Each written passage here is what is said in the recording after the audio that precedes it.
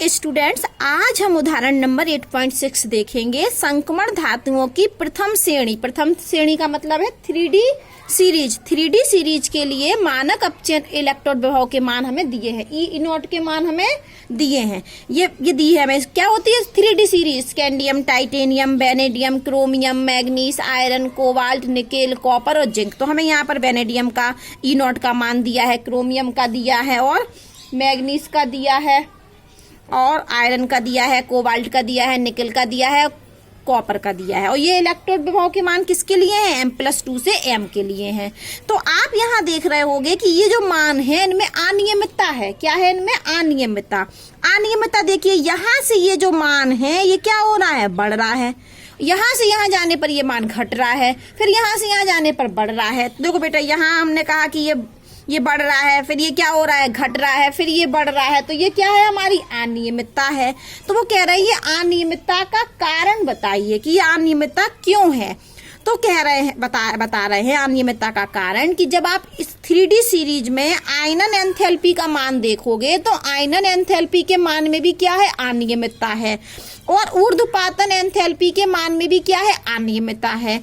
इसी कारण से मैग्नीज और वेनेडियम के लिए ये बहुत कम होती है।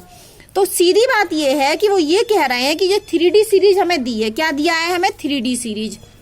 और 3D सीरीज के लिए मानक इलेक्ट्रोड विभव के मान दिए हैं और कह रहे हैं कि मानक इलेक्ट्रोड विभव के मानों में अनियमितता है। तो किस कारण से अनियमितता है? तो कह रहे हैं कि आयनन एंथैल्पी के मान में अनियमितता है और ऊर्ध्वपातन एंथैल्पी के मानों में अनियमितता है। तो इन आयनन एंथैल्पी के और ऊर्ध्वपातन एंथैल्पी में अनियमितता के कारण इनके मानक इलेक्ट्रोड विभव के मान में भी अनियमितता होती है। अब हम कैसे कह सकते हैं कि आयनन एंथैल्पी के मान में अनियमितता है? तो हमको टेबल दी है। कौन सी टेबल? 8.4। देखते हैं हम 8.4। तो यहाँ पर जब हम 8.4 देखेंगे तो हम पाएंगे कि ये जो मान है प्रथम आयनन ऊर्जा और द्वितीय आयनन ऊर्जा, इनको हम जोड़ के देखें तो कहीं पर ये बढ़ रहे हैं, कहीं ये घट रहे हैं। जैसे आप ये देख रहे हो, ये देखिए, ये यहाँ से यहाँ कम हो रहा है, फिर यहाँ से यहाँ बढ़ रहा है। ठीक है, तो यहाँ से यहाँ देखिए 13 को 10 से 13 को 70 हुआ तो बढ़ रहा है। और ये 1370 से फिर क्या हुआ? 1590, ये बढ़ा। अब 1590 से कितना हो रहा? 1510, तो ये घट रहा है।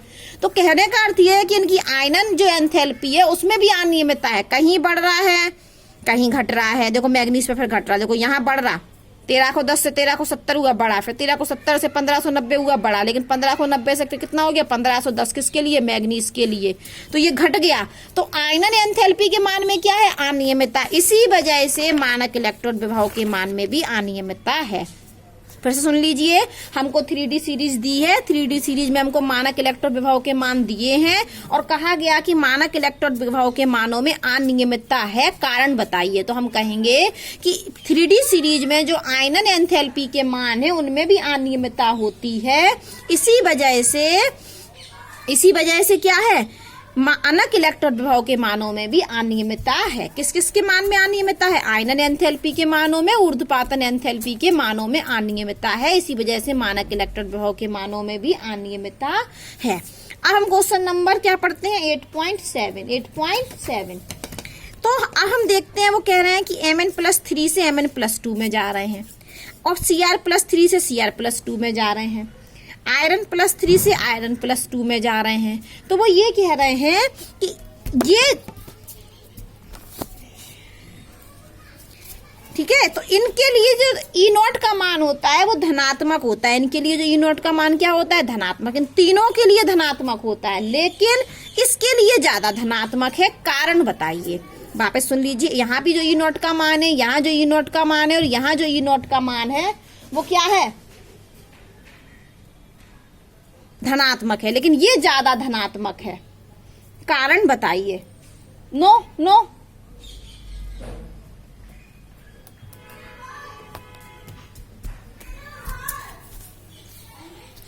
तो हम यहाँ पढ़ने वाले हैं उदाहरण नंबर 8.7। तो उन्होंने कहा है कि Mn+3 Mn+2 में जब जा रहा है तो जो ई नोट का मान है, किसका मान? ई नोट का मान, वो क्या है? धनात्मक।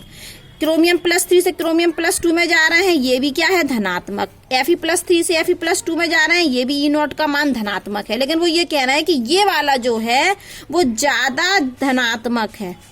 वो क्या है, ज्यादा धनात्मक है। कारण बताइए कि Mn+3 से Mn+2 के लिए जो E0 का मान है वो ज्यादा धनात्मक क्यों है तो तीनों के लिए धनात्मक, लेकिन इसके लिए ज्यादा क्यों है, ये हमारा क्वेश्चन है। तो E0 का मान जब धनात्मक है इसका मतलब है ये अपचायक की तरह कार्य कर रहे हैं, और जब E0 का मान ऋणात्मक होता है तो ये ऑक्सीकारक की तरह व्यवहार करते हैं। तो प्लस है इनका मान, तो ये तीनों क्या है, अपचायक की तरह व्यवहार कर रहे हैं। तो यदि माइनस होता तो ऑक्सीकारक की तरह व्यवहार करते। तो सबसे पहले हमें ये जानना है कि ये तीनों धनात्मक तो है, क्वेश्चन कह रहे हैं ये तीनों धनात्मक मान है तो तीनों अपचायक हैं, लेकिन ये वाला जो मान है वो अधिक धनात्मक क्यों है।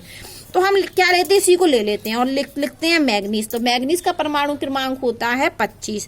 तो हमने इलेक्ट्रॉनिक विन्यास लिख दिया आप बाहु के नियम से। अब Mn+2 बनाते हैं। तो Mn+2 का मतलब है जब Mn से Mn+2 बनता है तो 2 इलेक्ट्रॉन निकालने हैं। तो कौन से निकलेंगे, बाहरी कोष के। तो ये है चौथी कक्षा, तो ये क्या हो जाएगा 4s0 और 3d5। अब हमने Mn+3 बनाया तो हमको ये और इलेक्ट्रॉन निकालना है। तो अब कहाँ से निकलेगा, ये वाला 5 से क्या 3d5 से क्या होगा 3d4। ठीक है, तो अब हमारी बात सुनिए, ये 3d5 किसका है, Mn+2 का, और ये 3d4 किसका है, Mn+3 का। तो यदि हम चाहें कि यहां से एक इलेक्ट्रॉन निकाल दें तो बेटा ये जो 3d5 है हमारी ये वाली, तो 1 2 3 4 5, तो ये तो है हमारी हाफ फिल्ड, क्या है अर्धपूरित, और ये तो होती है हमारी स्टेबल।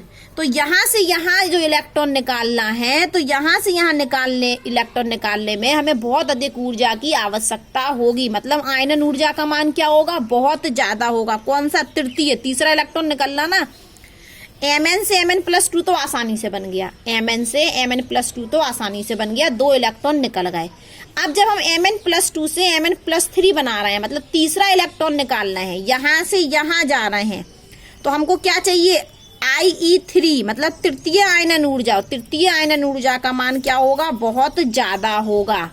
इसी वजह से ये इसके लिए E0 का मान बहुत धनात्मक होता है। यहीं से समझ लें कि 3d5 से जब हम 3d4 में जाएंगे, मतलब तीसरा इलेक्ट्रॉन निकालना है, Mn+2 से Mn+3 बना रहे हैं, तीसरा इलेक्ट्रॉन निकालना है, और तीसरा इलेक्ट्रॉन निकालने का मतलब है तृतीय आयनन ऊर्जा जो क्या होगी, बहुत अधिक होगी। क्यों, क्योंकि ये स्टेबल है और ये स्टेबल से हाफ फिल्ड है, तो स्टेबल से हमें ये बनाने में बहुत कठिनता होगी, बहुत अधिक ऊर्जा की आवश्यकता होगी। इस चीज को हमने यहाँ डिटेल में बता दिया। 3d5 किसका था, Mn+2 का लिख दिया। 3d4 किसका है, Mn+3 का। तो हम कह रहे हैं कि यदि हम यहां से यहां बनाना चाहें तो ये क्या होगा, यहां पर जो तृतीय आयनन ऊर्जा होगी, क्या होगी, तृतीय आयनन ऊर्जा का मान क्या होगा, बहुत अधिक होगा। क्या होगा, बहुत अधिक होगा। क्यों, क्योंकि ये हाफ फिल्ड है। अब हम जरा इसमें देख लेते हैं किताब में क्या लिखा, उन्होंने यही लिखा है कि Mn की तृतीय आयनन ऊर्जा का मान बहुत अधिक मान है। क्यों है, क्योंकि D5 से कहाँ जा रहे हैं, D4 में, तो ये हमको बहुत ज्यादा ऊर्जा चाहिए होगी, इसीलिए Mn+3 अवस्था ज्यादा महत्व नहीं है। Mn+3 का ज्यादा महत्व नहीं है क्योंकि Mn+3 बनेगा ही नहीं, 3d4 में जाना ही नहीं चाहेगा। Mn किस में रहना चाहेगा, Mn+2 में, इसलिए Mn+3 का ज्यादा महत्व नहीं है। तो Mn+3 से Mn2 वाले में ये क्या है, इसका मान क्या होगा, धनात्मक होगा। जबकि यदि हम आप आयरन का देख लेना, आयरन+3 देखना और क्रोमियम+3 देखना, ऐसा नहीं होगा उसमें। ठीक है, अगर चलो हम दिखा भी देते हैं, यहाँ पर थोड़ा सा लिख लेते हैं। यहाँ हम ले रहे हैं Fe+3, क्या ले रहे हैं, Fe+3 और Fe+2। तो आयरन का कितना होता है, 26। कितना होता है आयरन का, 26। तो हम जरा देख लेते हैं जल्दी से। आयरन का होता है 26, तो 26 का मतलब है यहाँ पर लास्ट में होगा 4s2 और 3d6। तो अब हम बनाते हैं Fe+2। तो Fe+2 में ये 4s0 हो जाएगा और ये हो जाएगा 3d6 Fe+2 में।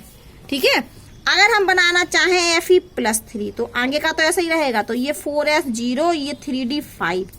तो बेटा देखो, जब हम Mn+2 से Mn+3 बना रहे थे, Mn+2 से Mn+3 बना रहे थे, तो हमें 3d5 से 3d4 करना था, जो कि नहीं होता है। क्यों, क्योंकि ये कैसा है, ये स्टेबल है, तो स्टेबल से ये नहीं बनेगा। जबकि Fe+2 में देखो, ये तो ये वाला स्टेबल है, तो यहां से ये क्या होगा, आसानी से बन जाएगा।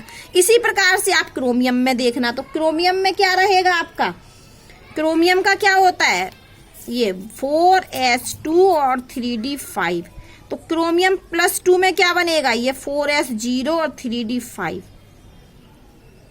नहीं 4s1 होता है ये, तो क्रोमियम +2 में क्या होगा 4s0, ये 3d4। अब क्रोमियम +3 बनाए तो ये 4s0 और ये 3d3, और आपको पता है कि क्रोमियम में जो 3d3 होता है वो क्या होता है, स्टेबल। तो यहाँ देखिए क्रोमियम +3 में ये स्टेबल बन रहा है, Fe+3 में भी स्टेबल बन रहा है, जबकि Mn+3 में ये 3d4 कैसा है, अनस्टेबल। ये कैसा है, अनस्टेबल, जबकि ऊपर वाला स्टेबल है, इसलिए धनात्मक होता है इसका मान। ठीक है।